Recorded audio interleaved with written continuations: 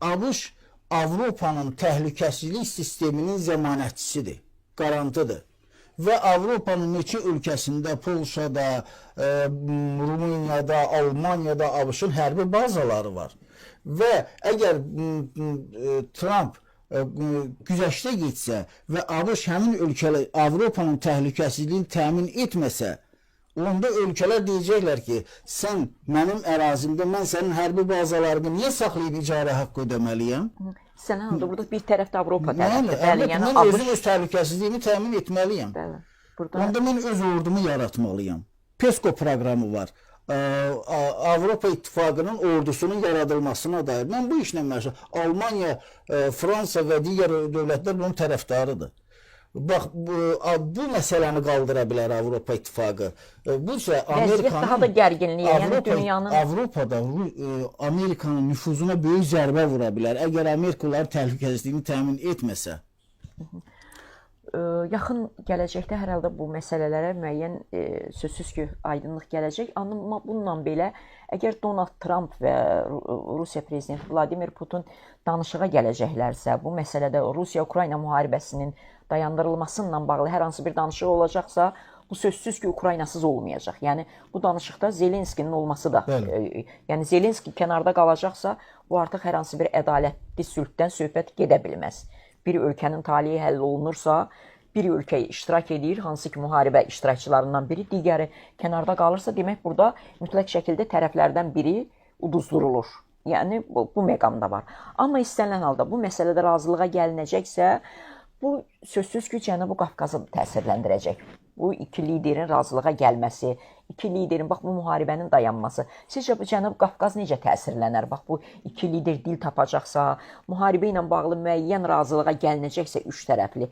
Və sonraki mərhələdə bax Cənubi Qafqazda nə kimi təsirlər ola bilər və ümumiyyətlə bizim də özümüzün problemimiz var.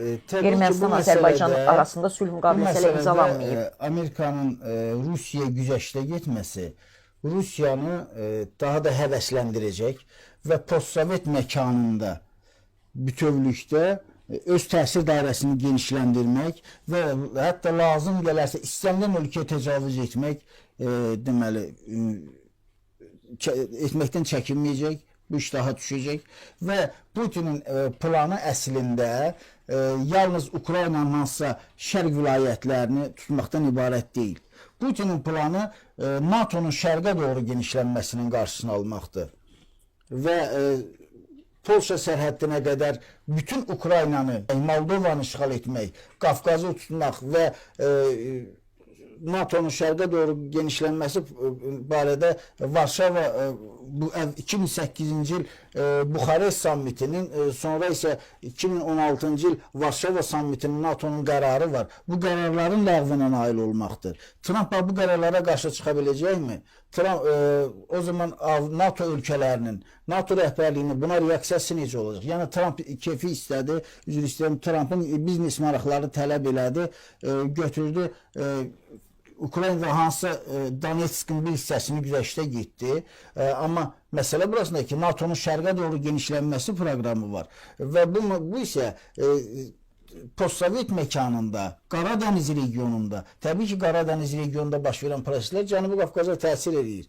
Və bu halda hər iki istiqamətdə böyük geosiyasi qarşıdurma baş verir və əgər Putin istədiyinə nail olsa, çalışacaq ki, Gürcüstanı artıq tam öz necə deyirlər, Gürcüstanı tam təsir altına salsın, Ermənistanda hakimiyyət dəyişikliyinə nail olsun, Azərbaycana 2022-ci il müttəfiqlik haqqında müqavilədən istifadə edib qarşısına daha ağır siyasi şərtlər qoya bilər, Qazaxıstana, Moldovanı böyük təhlükə gözləyir. Yəni bütün bunlar baş verə bilər, ona görə də mən hesab edirəm ki, atəşkəs olsa belə bu uzun müddət davam etməyəcək.